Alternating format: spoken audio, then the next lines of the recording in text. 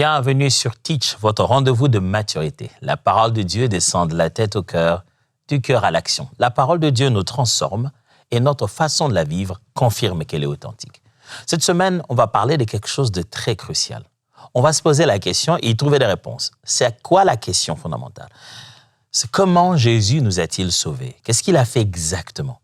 Moi, quand on parle de Jésus qui m'a sauvé, je dis Alléluia et je donnais ma vie. Amen. Après, je m'arrête, je me dis, oh, comment il a fait ça? Comprendre comment Jésus nous a sauvés nous permet de valoriser davantage l'œuvre qu'il a accomplie pour nous. Et souvent, on parle de la croix, le jour où il est mort. Mais avant de mourir, il a dû naître d'abord, passer 30 ans de vie jusqu'à la 33e année, selon qu'on le dit d'habitude. Donc, le salut, c'est pas juste la croix. Ça a dû commencer un peu plus tôt. N'oubliez pas la fois, l'épisode où il rencontre le diable dans le désert, la tentation. Jésus nous a sauvés par un plan qui a comporté plusieurs étapes. Et tout a commencé par la naissance. La naissance de Jésus n'était pas n'importe quelle. C'était une naissance qui sauve. Une naissance qui sauve. Il est né pour que sa venue sur la terre apporte un salut. On va découvrir ensemble l'impact, la place, le but même de la naissance de Jésus-Christ dans le plan du salut. Alors, let's teach. Grandissons ensemble.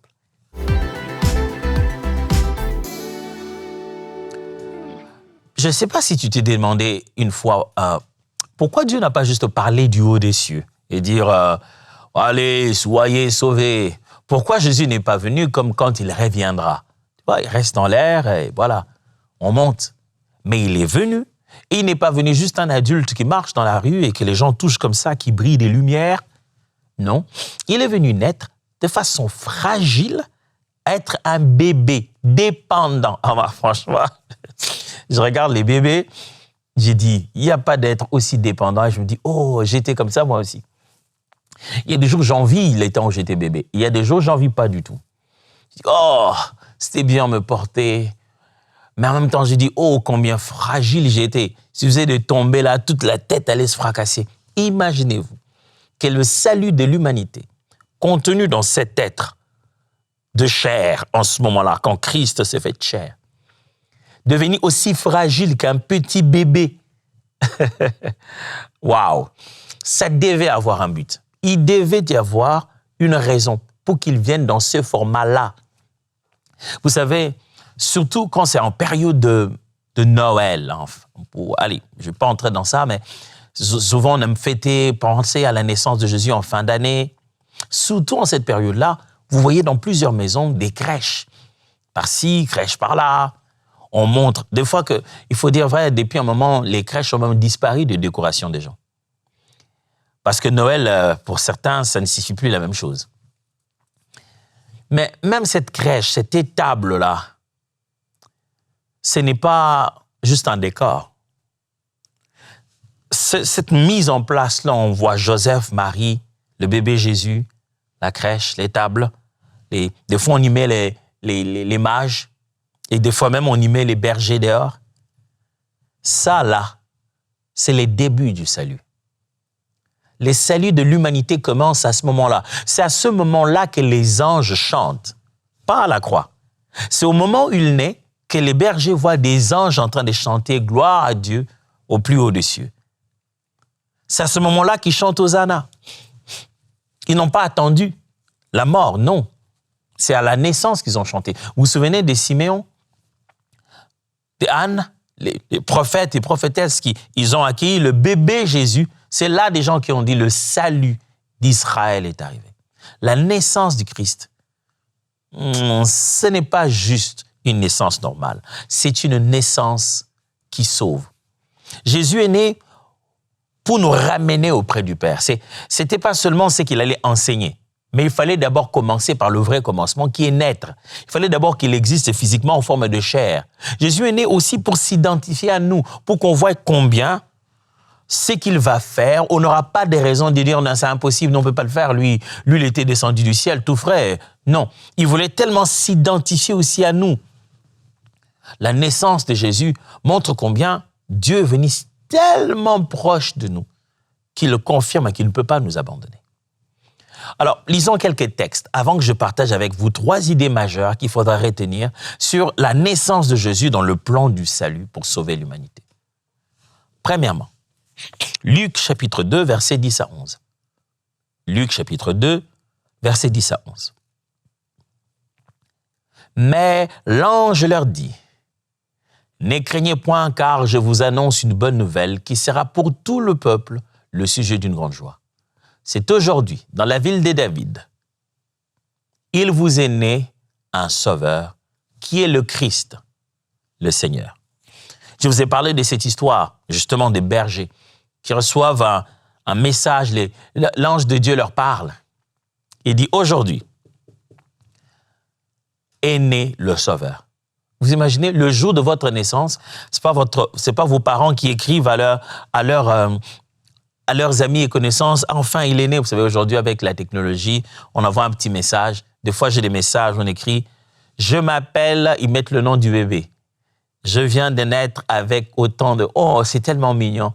Ben, on ne pouvait pas faire ça à l'époque de Jésus. Son père a envoyé des anges pour aller annoncer aux hommes qu'il est né. Waouh! Ça, c'est pas n'importe quelle naissance. Ça. Il est né. Le Christ, le Seigneur. La naissance de Jésus, et j'allais presque dire, elle est beaucoup plus spectaculaire, si je dois l'appeler comme ça. C'est entouré de tellement d'événements pour montrer que c'est fait. Ce n'est même pas encore à la croix, mais là, à la naissance, ça montre que c'est fait. Ce texte nous montre très bien que dès le début, Jésus est présenté comme un sauveur, pas seulement comme un enfant.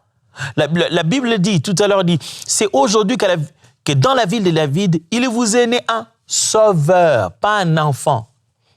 C'est pas juste un bébé comme n'importe lequel. Un sauveur. Pourquoi? Parce que il ne s'agit pas d'un bébé seulement. Il s'agit d'une mission vivante. Dès sa naissance, c'est le sauveur. Par la croix d'abord. À la naissance, Jésus n'est pas devenu sauveur à la croix. Jésus est né sauveur. C'est au niveau de la naissance que se marque très fortement la mission de Christ. Le sauveur est né. C'est lui qui est venu pour accomplir la mission de sauveur, né dans les attributs de sauveur déjà. La naissance de Jésus-Christ n'est pas un détail passager pour donner un format enfant de Jésus, pour que le plus petit à la maison se dise « Oh, le petit Jésus, le bébé Jésus ». Non, c'est toute la gloire de Dieu, toute la nature de sa puissance qui naît dans cette fragilité. C'est un sauveur qui naît. Un deuxième passage, Matthieu chapitre 1, versets 21 à 23. Matthieu chapitre 1, versets 21 à 23. La Bible dit, « Elle enfantera un fils, et tu lui donneras le nom de Jésus. C'est lui qui sauvera son peuple de ses péchés. Tout cela arrivera afin que s'accomplisse ce que le Seigneur avait annoncé par le prophète. Voici, la Vierge sera enceinte. Elle enfantera un fils, et on lui donnera le nom d'Emmanuel, ce qui signifie Dieu avec nous. » Regardez. Cette fois-ci, on parle bel et bien d'un enfant qui est né. Mais on précise que ce n'est pas n'importe quel enfant. On montre déjà à la fois sa mission qui est définie dans son nom et dans sa venue. La mission de Jésus est définie à la fois dès le nom qu'on lui donne et dès la raison de sa venue. Le texte dit, elle enfantera un fils, on lui donnera le nom de Jésus, c'est lui qui sauvera son peuple de ses péchés. Tout cela arriva afin que s'accomplisse ce que le Seigneur avait annoncé par le prophète. Voici la Vierge sera enceinte, elle enfantera un fils et on lui donnera le nom d'Emmanuel, ce qui signifie Dieu avec nous. Un enfant dont le nom est tellement important, son nom parle. Il fallait que Dieu soit avec nous, parmi nous. Et pour ça, il faut qu'il naisse. Ce n'est pas Dieu en l'air. Ce n'est pas Dieu à distance en train de nous sauver par Bluetooth. C'est Dieu parmi nous. Dieu avec nous. En hébreu, Emmanuel. J'ai déjà enseigné sur ça. Il est là, côte à côte avec nous. Il est là, on s'identifie à lui. Il est présent parmi nous. Comment pourrait-il être aussi réel, présent parmi nous? si ce n'était pas par la naissance. Un troisième texte. Hébreux chapitre 2, versets 14 à 18. Hébreux chapitre 2, versets 14 à 18. Ainsi donc, puisque les enfants participent au sang et à la chair, il y a également participé lui-même, afin que par la mort, il anéantisse celui qui a la puissance de la mort, c'est-à-dire le diable, et qui délivra tous ceux qui, par crainte de la mort, étaient toute leur vie retenus dans la servitude. C'est car, assurément, ce n'est pas à des anges qu'il vient en aide, mais c'est à la postérité d'Abraham. En conséquence, il a dû être rendu semblable à toute chose à ses frères, afin qu'il fût un sacrificateur miséricordieux et fidèle dans les services de Dieu pour faire l'expiation des péchés du peuple. Car, ayant été tenté lui-même dans ce qu'il a souffert, il peut secourir ceux qui sont tentés. Oh, gloire à Dieu. J'aime autant voir un sauveur qui sait ce par quoi je passe. Au lieu d'avoir un héros qui ne ressent pas la douleur de balle quand on l'a tiré, qui n'est pas blessé quand on l'a flagellé, et qui tente de me sauver parce que je suis fragile, je préfère en voir un sauveur qui sait ce que ça fait quand on est blessé, parce qu'il a été blessé comme moi, qui connaît la pression de la tentation, qui ne sous-estime pas mon adversaire. Il ne m'a pas sauvé parce que c'était juste facile. Il m'a sauvé parce qu'il sait ce que c'est. Dans ce texte d'Hébreux, on montre comment Christ, en souverain sacrificateur, il s'est identifié en toutes choses au peuple qu'il devait sauver. Enfin qu'il eût été lui-même tenté en toutes choses, il soit capable de s'identifier avec ceux qu'il doit aller secourir. Jésus sauve en entrant dans notre condition, pas en restant à distance. Jésus, dans son plan de salut, dans sa stratégie pour libérer l'humanité, ce n'est pas le faire à distance, non, c'est entrer dans les conditions humaines les plus naturelles, comme n'importe qui au milieu de nous.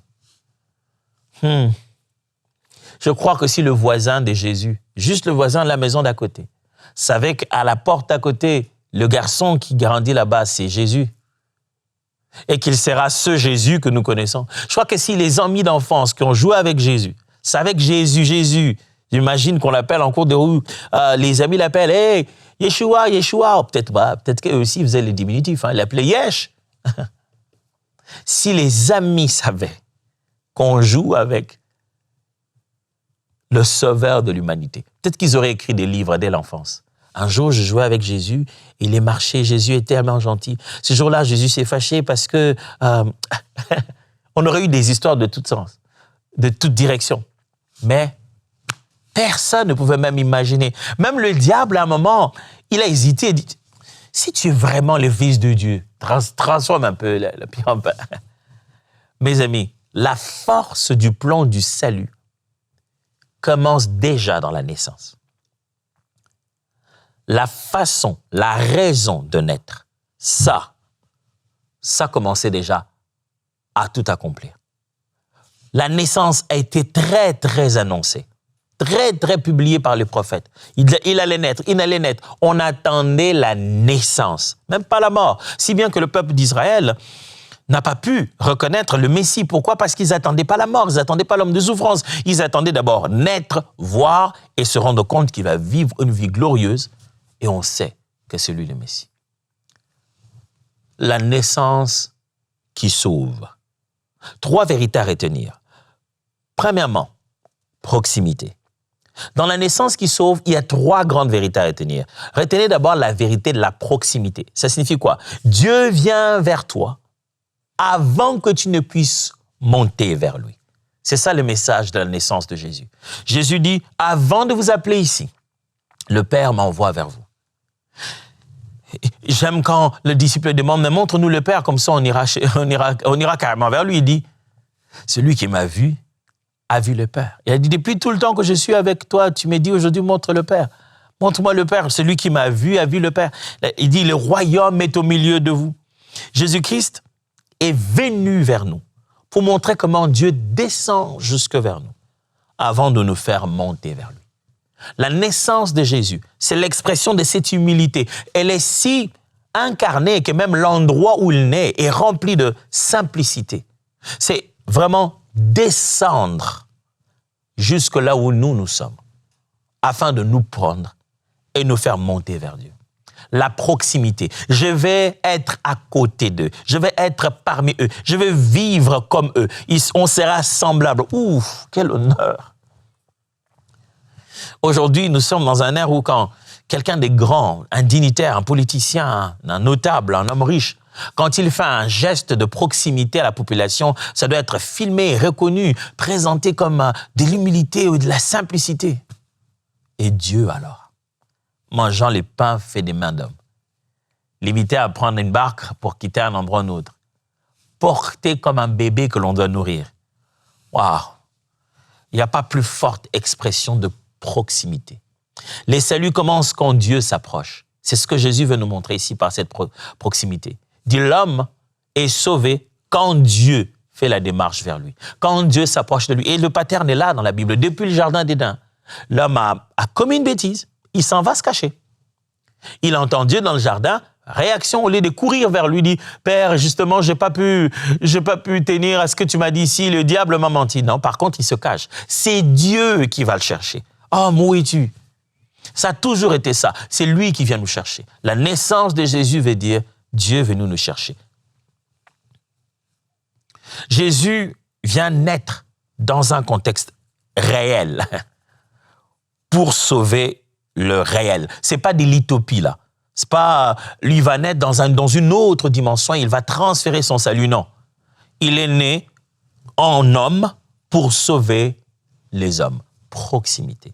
La naissance de Jésus montre la proximité du salut, le plan d'amener le salut vers l'homme.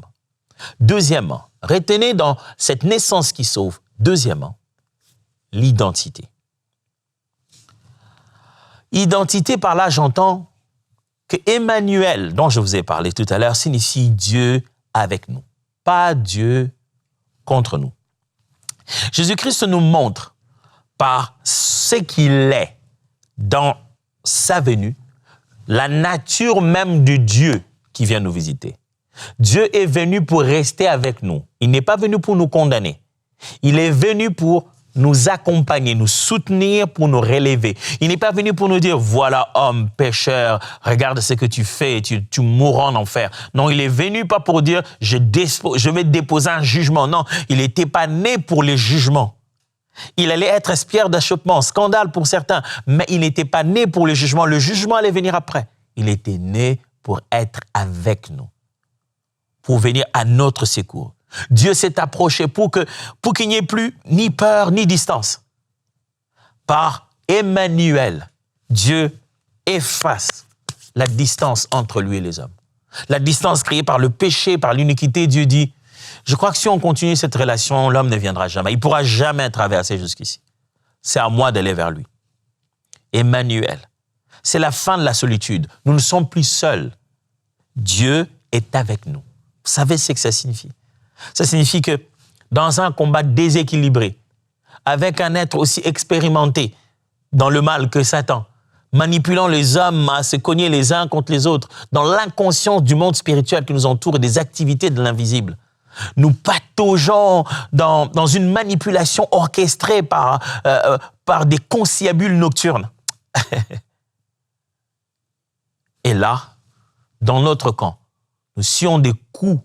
Vous êtes déjà battu contre quelqu'un d'invisible qui vous cogne à longueur de journée et vous ne savez même pas comment tenir vos poings pour pouvoir protéger votre visage parce qu'il peut venir de n'importe où.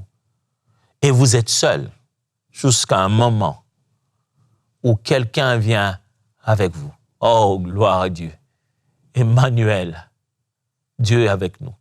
Et là, pendant que vous vous sentez entouré de toutes sortes d'adversités, comme si vous étiez seul face à la vie, face à tous ces fardeaux autour de vous, qui vous cognaient moralement, spirituellement, mentalement, même du point de vue de votre santé, épuisé, prêt à abandonner.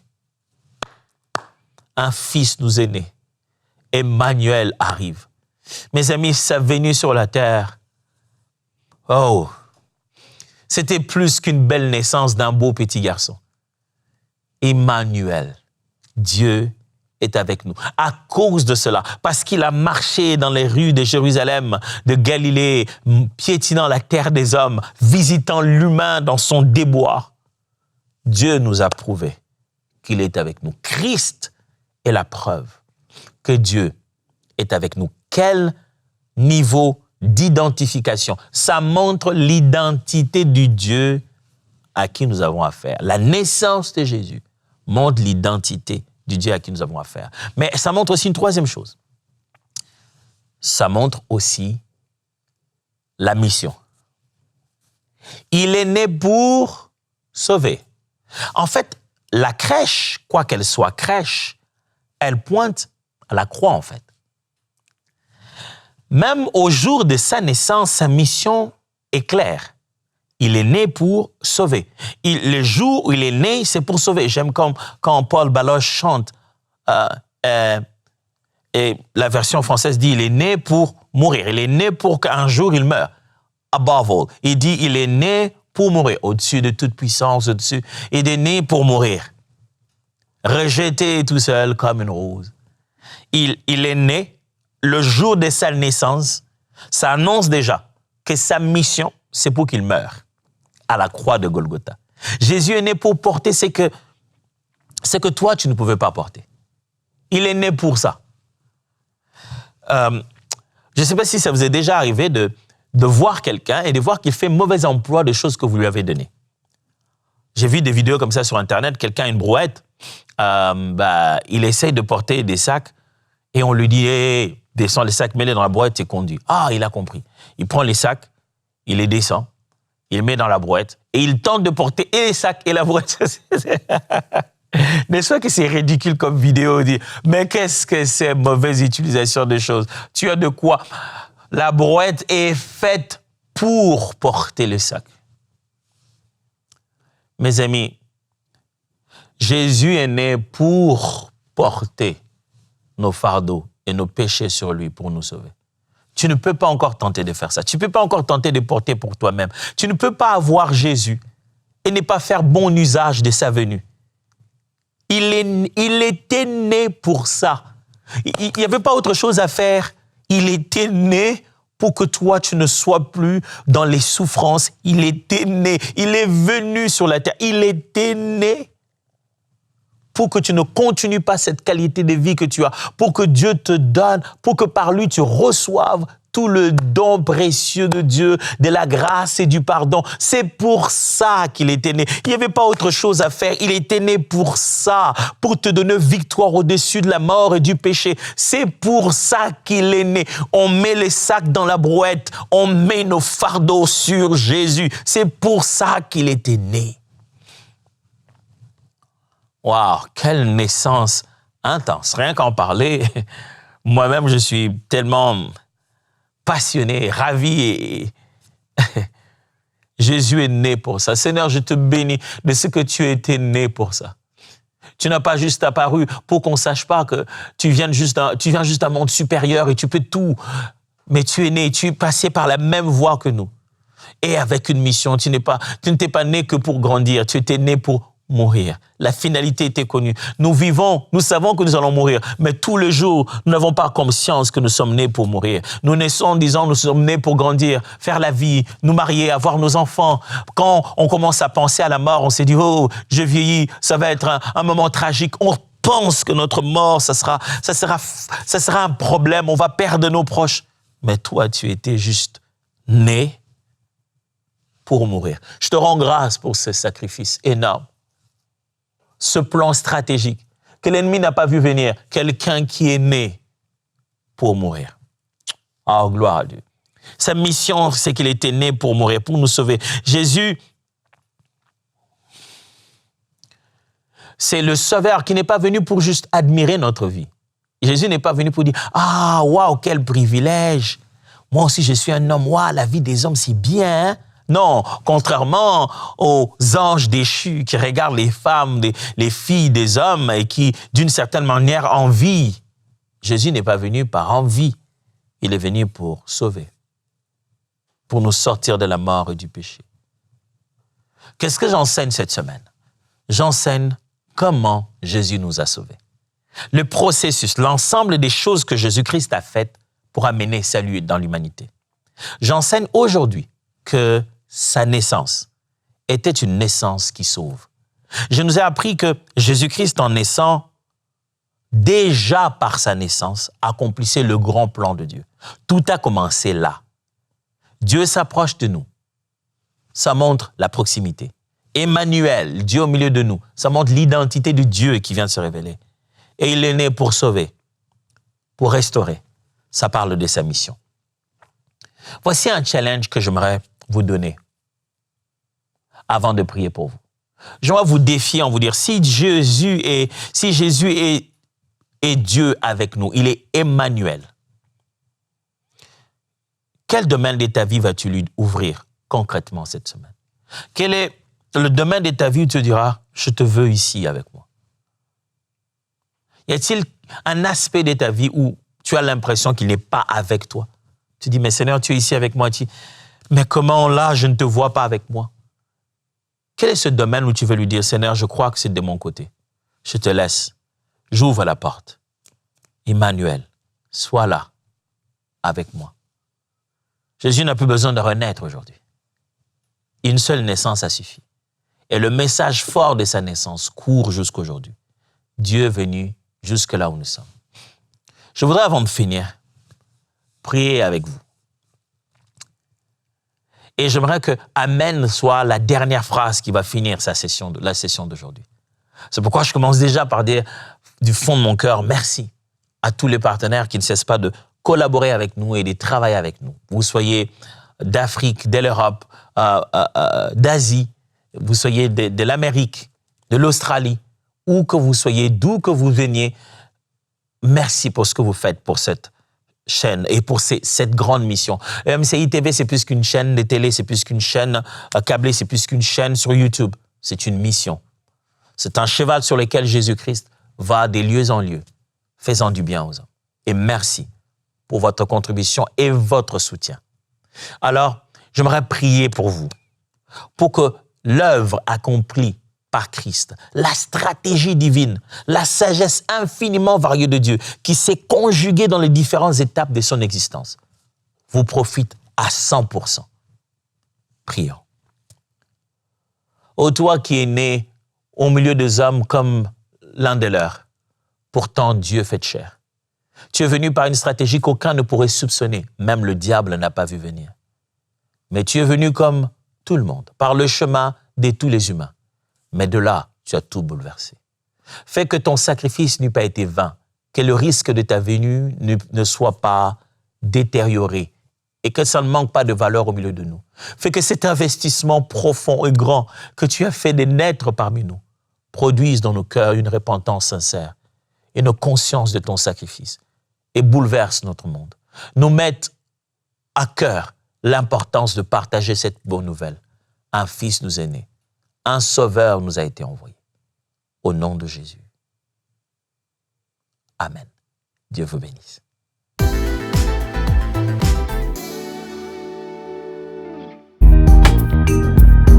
Merci à tous nos précieux partenaires grâce auxquels cette émission a pu être réalisée. Vous aussi, rejoignez la grande famille des partenaires d'EMCI TV en faisant un don sur emcitv.com/don.